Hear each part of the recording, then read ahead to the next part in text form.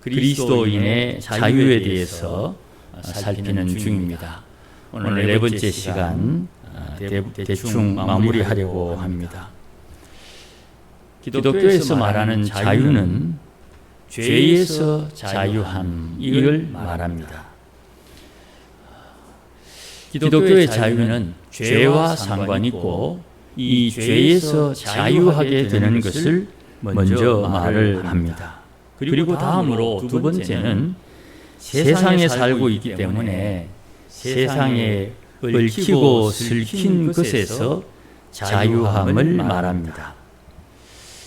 죄에서 자유하는 것은 예수님의 말씀에 기초해서 진리가 우리에게 자유를 준다. 그렇게 말씀을 하시죠. 진리이신 예수님께서 우리에게 자유를 제공해 주는 겁니다. 돈을 빌리러 가면 돈을 봉투에 넣어서 이렇게 주지요. 그것처럼 주님께서 자유를 우리에게 주는 겁니다. 또 온라인으로 돈을 보내주기도 하죠. 그것처럼 예수님께서 자유를 선포함으로 너희는 자유하게 되었다. 예수님께서 선포함으로써 자유가 주어지게 되는 것입니다. 이 두 말씀은 요한복음 8장에 언급되어 있는데 특별히 요한복음 8장 36절 말씀에 그러므로 아들이 너희를 자유롭게 하면 너희가 참으로 자유로우리라 이렇게 말씀을 합니다. 그러니 우리가 이 땅에 살면서 자유를 공급받아야 되는 상황이 되면 가령 죄에 얽매여 있거나 세상에 설키고 얽힌 그 때문에 자유가 필요할 때에는 주님에게 자유를 주옵소서라고 요청을 해야 된다 이 말입니다.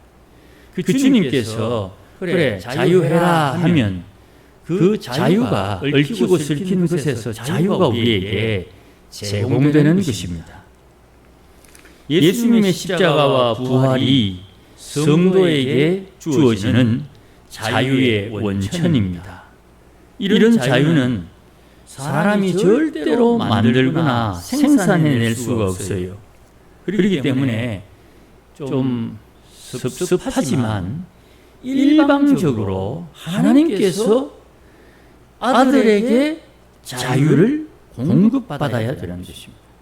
우리는 자유가 필요하면 자유를 어디서 받는지, 자유를 어떻게 받는지 그것을 알고 거기에 합당하게 처신하면 되는 것입니다.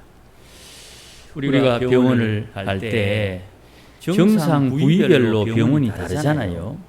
내과, 정형외과, 신경과 그 과목별로 병원이 다른 것처럼 내게 필요한 자유를 어떻게 받을 것이냐, 어떻게 확보할 것이냐, 어디에서 자유를 얻을 것이냐를 분명히 알고 거기에서 자유를 공급받아야 되는데 이것을 모르고 가면 이제 하나님을 찾는다고 하면서도 하나님 아닌 것에 가서 하나님을 구하는 구약의 이스라엘 백성들이 하나님 앞에 어리석은 일을 했던 우상을 섬기거나 바알을 섬기거나 자기에게 이익을 주는 영적 존재를 찾아가는 이런 어리석음이 발생되는 것입니다. 그러니까 세상에 살고 있으니 세상에 얽매여 있는 것은 당연한데 세상에 살면서 세상에 얽매여 있으면서도 하나님께서 제공해 주시는 자유를 찾아낼 수 있는 능력이 성도에게는 요구되는 것입니다. 그러니까 신앙생활 오래 했다는 이 말은 세상을 살고 있으면서도 신앙을 가지고 하나님께서 우리에게 주시고자 하는 자유를 찾아낼 수 있는 능력이 있다. 이런 뜻이 되는 거예요. 우리 성도들의 자유는 개개인이 자유를 찾아내는 능력에 따라 다르게 대접을 받는 것이에요. 우리가 신앙생활하면서 내가 하나님께서 우리에게 주시는 자유를 어떻게 확보하고 찾아내고 주머니에 보관할 수 있는 능력이 있느냐, 이게 인생을 풍요롭게 하는 하나님의 복이 된다, 이 말씀입니다. 그러니 신앙의 수준에 따라 누릴 수 있는 자유가 달라지기도 하고, 자유의 폭이, 자유의 무게가 사람마다, 성도마다 다르게 되는 것이, 우리가 믿음으로 세상을 살기 때문에 믿음으로 사는 이에게 첫 번째는 말씀을 깨달아야 되고, 말씀을 자꾸 깨닫다 보면 이 말씀 가운데 역사하시는 성령의 역사하심을 깨닫게 되는 거예요. 신앙이 자란다는 것은 이것과 같습니다. 처음에는 하나님의 말씀을 통해서 하나님을 배우지만 말씀 가운데 역사하시는 성령의 일하심을 느끼고 깨닫고 볼 수 있는 신앙이 자라면 하나님께서 하시는 그 일을 통해서 더 큰 일들을 감당할 수 있는 은혜와 복이 주어지게 되는 것이에요. 그렇기 때문에 그리스도인의 자유는 하나님의 영, 주의 영과 아주 밀접한 상관이 있어요. 고린도후서 3장 17절 말씀에 주는 영이시니 주의 영이 계신 곳에는 자유가 있느니라. 주의 영이 있는 곳에 자유가 따라오는 거예요. 영이신 주님께서 제공해 주시는 자유는 내 영이 주를 만날 때 반응하고 제공받고 누리게 되는 것입니다. 주의 영이 주시는 자유함을 경험해야 되는 거예요. 성령의 인도를 받아야 된다. 하나님의 영이 함께하지 않으면 그리스도인이 아니다. 그리스도인은 반드시 성령의 인도함을 따라야 된다. 주의 영이 주시는 자유를 경험해야 되는 거예요. 주의 영을 성령이라고 말하지요. 성령께서 우리에게 충만하게 임하셔서 우리에게 자유를 주시는 겁니다. 그런데 우리는 이걸 어떻게 생각하느냐 하면, 세상에 살고 있기 때문에, 세상과 얽히고 슬킨 상황 가운데 있기 때문에 주의 영이 임하면 우리에게 복이 온다, 이렇게 생각을 하는 겁니다. 복이 오는데 그 복의 내용이 뭐냐 하면 자유가 복이다, 이 말입니다. 그 자유를 통해서 우리가 복을 만드는 거예요. 다른 말로 우리 옛날에 어르신 말씀대로 복을 짓는 겁니다. 마치 밥을 짓듯이 복을 짓는 거예요. 성령이 주시는 이 복, 자유를 말할 때 사람들은 종종 성령을 핑계 삼아 자기가 하고 싶은 대로 하려는 사람들이 있지요. 주의 영이 임하면 자유가 임한다며. 그 자유, 그래, 내가 하고 싶은 대로 하려는 어떤 욕망이 떠오른다 이 말이죠. 하나님의 계명을 마음에 새기면 이게 금방 눈에 띕니다. 하나님의 이름을 핑계 삼아 자기가 하고 싶은 것을 하려고 하는 사람들의 그 망령됨이 눈에 보여요. 성령의 인도함을 따른다는 말을 하면서 자기의 욕심과 욕망을 채우는 것과 성령의 인도하심을 받아 하늘의 상급을 준비하는 것은 다르다 이 말씀입니다. 그러니 내 마음에 주의 계명이 새겨져 있으면 하나님의 이름을 망령되이 일컫지 마라. 하나님의 이름을 핑계 삼아서 자기의 원하는 것, 자기가 하고 싶은 것, 자기가 원하는 것을 하는 이런 것은 통하지 않는다. 그 죄를 왜 짓겠습니까? 저주가 임하는 걸 뻔히 알고 있는데, 성령께서 그 길은 가면 안 된다고 막으시는데 그 길을 왜 가겠습니까? 계명이 우리의 마음을 지켜주는 거예요. 사람들은 이렇게 좋게 설명을 하고 너를 위해서 한다, 우리를 위해서 한다, 뭐가 어떻다 이야기하면 자기마다 사람마다 다 욕심이 있기 때문에 그 욕심에 의해서 거기에 탁 끌린다 이 말이에요. 구약 성경에도 언급하고 또 바울도 언급합니다.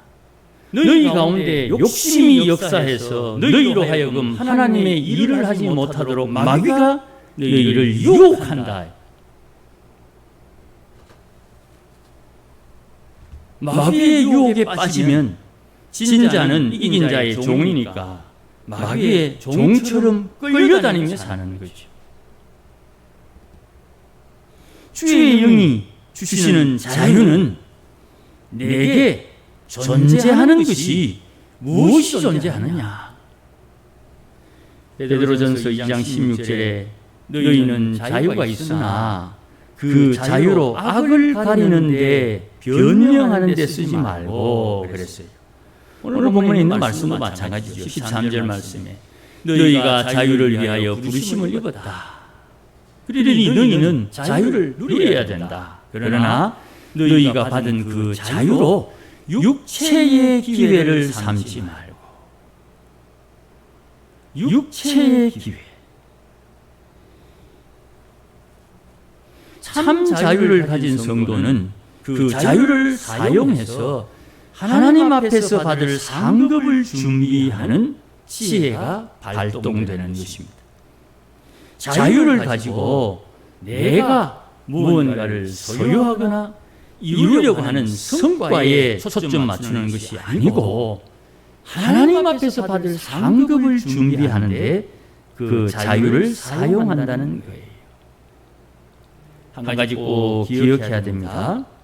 하나님께서 우리에게 자유를 주셨을 때 그 자유는 내가 결정하고 사용하는 것입니다. 가령 이런 겁니다. 제가 장로님이 받은 자유를 마치 내 것인 양 사용을 하게 되면 그거는 도적질하는 거예요. 내게 준 자유가 아닌데 장로님에게 준 자유를 내 자유인 것처럼 내 것처럼 사용하면 그건 도적질이 된다 이 말입니다. 이게 도적질이라는 것을 마음에 계명이 알려주니까 그런 짓을 안 해야 되죠. 안 해야 되죠. 저분이 가지고 있는 하나님이 맡기신 재산, 저분에게 주신 하나님의 명예, 저분에게 주신 하나님께서 맡긴 어떤 것을 마치 내 것인 양 목사가 이러는데 이렇게 살면서 자기에게 맡긴 게 아닌데 자기 건 이것처럼 함부로 사용하면 그게 도둑질이다 이 말입니다. 내가 어려우니까 날 도와주시오. 이게 하나님의 뜻입니다. 이렇게 말할 수도 없지만 혹 말을 했다 할지라도 여기에 반응하는 것은 자기가 결정하는 거예요. 자기가. 하나님께서 어려우니 아무에게 가서 도와달라 그래라. 아무 곳에 가면 나귀 새끼가 있는데 그 나귀 새끼 가지고 와라. 주인이 왜 가져가냐고 물으면 뭐라고 대답할까요? 주께서 쓰시겠다 해라. 이렇게 허락 맡은 것은 하나님께서 허락해 주신 것은 하나님께서 허락하셨으니 순종해야 되겠지만 내가 어려우니 아무개에 가서 도와달라고 요청하면 도와주겠거니 하는 그런 오해가 누구에게 내게 왔을 때 하나님 앞에 물어보고 줄까요 말까요 물어보고 내가 결정을 해야 되는 것입니다. 만약에 하나님께 물어보지 않고 내가 그 사람을 도와주면 내게 맡긴 하나님의 재산을 내가 청지기의 노릇을 제대로 못하는 것이니까 책망을 받겠지요. 왜 내 말을 듣지 않습니까? 하나님의 뜻이라는데 이렇게 우겨도 하나님께서 맡은 자에게 구할 것은 충성이라 했으니 주님 줄까요 말까요를 하나님 앞에 물어야 되는 거예요. 하나님께서 야, 내가 저 사람 지금 돈이라는 것을 가지고 저 사람의 믿음을 시험하고 있으니 니 절대 주면 안 된다. 이렇게 하나님께서 응답해 주시면 죽었다 깨어나도 주면 안 되는 거예요. 주님께서 맡기신 것은 주님과 상의해서 처분하고 나누고 결정해야 되는 것이에요. 그러니 하나님께서 우리에게 무언가를 맡기셨는데 그것을 사용한 책임과 의무는 나에게 있는 거예요. 내게 주신 자유를 내가 어떻게 사용하는지에 대한 책임은 내게 있다 이 말입니다.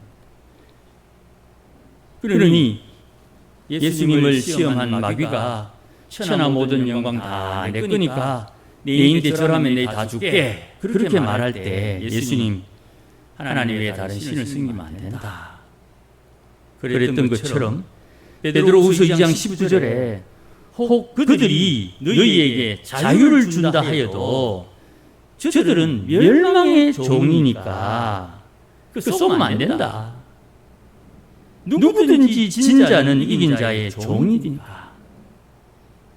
베드로가 우리에게 아주 통찰력을 주는 것입니다.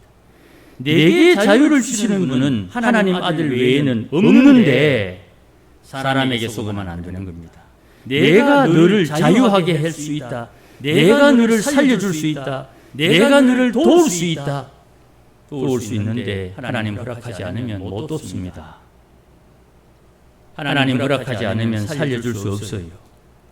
하나님께서 허락하지 않으면 아무리 용을 써도 애써도 안 되는 거예요. 그러니 내게 자유를 주시는 분은 하나님의 아들 예수님 외에는 없다. 절대로 사람에게 속으면 안 됩니다. 하나님은 모든 것을 아시기 때문에 사람의 꼼수가 안 통해요. 그래서 지난주에 드린 말씀처럼 야고보서 2장 12절 너희는 자유의 율법대로 심판받을 자처럼 말도 하고 행동해라.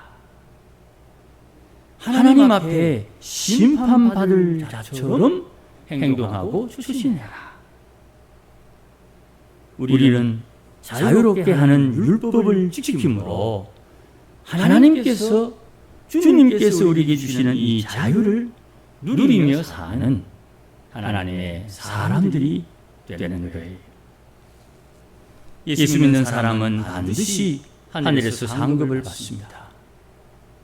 그 상급은 가라지와 알곡이 함께 나누는 것이 아니에요. 가라지는 절대로 나눌 수 없어요. 알곡만 그 상급을 누리는 거예요. 오늘 본문 앞에 4장 30절에 보시면 여종의 아들이 자유 있는 여자의 아들과 더불어 유업을 얻지 못하리라 그렇게 말씀해요. 그러니 오늘도 우리는 주의 성령, 우리에게 자유를 주시는 성령의 인도함을 따라 살아야 되고 하나님께서 성도들 각자에게 주시는 그 자유를 내가 알고 있는 경험과 지식과 내가 알고 있는 것을 가지고 평가하면 안 되는 거예요.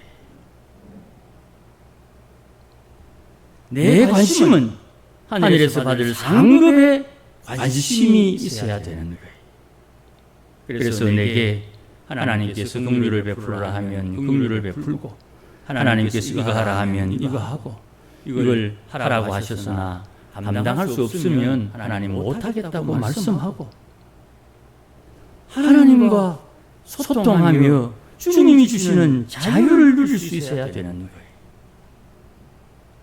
이것이 성도들이 누릴 자유요. 두 번째, 이 성도의 자유가 오늘 본문에서는 사랑으로 나타난다. 그렇게 말씀하는 거예요.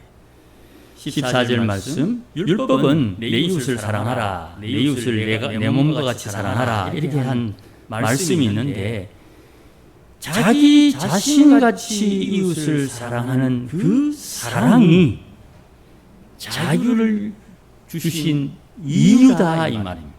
그런데 사람들은 어떻게 합니까? 내 하나 줬는데 니 하나 안 주나? 나는 니인데 했는데 니는 왜 안 하노? 15절 서로 물고 먹으면 둘 다 망한다 이 말이에요. 우리가 하나님 앞에 우리의 행동거지의 기준은 하늘의 상급을 위해서 주의 영의 인도함을 받아 자유를 누리는 거기에 있는 거예요. 말씀이 조금 어려울 수도 있겠습니다만은 하나님의 사람들은 이 땅을 사는 동안 성령의 인도함을 따라 자유를 누리는 것입니다. 사람과 사람이 어울려 살지만 내게 역사하시는 하나님, 저에게 역사하시는 하나님, 그 하나님의 인도하심을 따라 하나님 앞에 각자의 자리에서 순종하는 것입니다. 그것을 통해서 하나님께서 하나님의 일을 하시고 순종한 자에게 하나님은 합당한 상급, 약속하신 상급을 그에게 주시는 것입니다. 그런데 여기에 내 계획과 내 의도와 내 뜻을 집어넣어 가지고 하나님의 뜻은 온데간데 없고 육체의 기회로 자유를 사용하게 되면 둘 다 망한다. 질투하는 하나님께서 하나님의 이름보다 앞세우는 어떤 것도 우상으로 치부하시고 용납하지 아니하는데 거기에 목사가 자리하면 안 되고 중직자가 거기에 자리하면 안 되는 거예요. 그건 당연한 것 아닙니까? 그러니 오늘도 하나님의 성령, 내게 임하신 성령의 인도함을 따라 하나님을 기쁘시게 하는 일을 감당해야 되는 것입니다. 힘들고 어렵지만 기도해야 되겠다 하면 어려운 와중에도 기도할 수 있는 것이고, 또 때로는 너무 지친 육체 때문에 하나님 앞에 기도하고 싶지만 주께서 쉬어라 하면 쉬는 것입니다. 그 성령의 인도하심을 따라 주를 섬기는 것입니다. 그것을 통해서 하나님이 역사하시는 것을 경험하는 것이에요. 하나님께서 도우시는 은혜가 함께 하시는 거예요. 그러니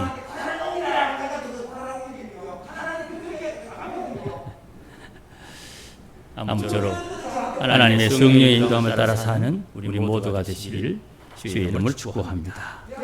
기도하십시다. 하나님 아버지 고맙습니다.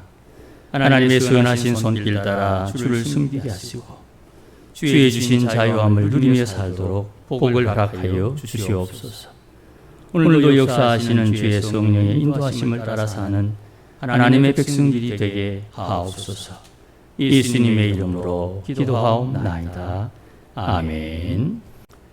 이제는 우리 주 예수 그리스도의 크신 은혜와 하나님 아버지의 극진하신 사랑과 성령님의 감화 감동 위로 충만하심이 오늘도 자유함으로 주를 섬기며 하나님과 동행하며 주의 뜻 이룸으로 약속하신 하늘 상급 준비하며 살기를 다짐하는 모든 믿음의 군속들 심령 위에, 가정 위에, 일터 위에, 우리 교회 위에 이제로 영원토록 함께 계실지어다. 아멘.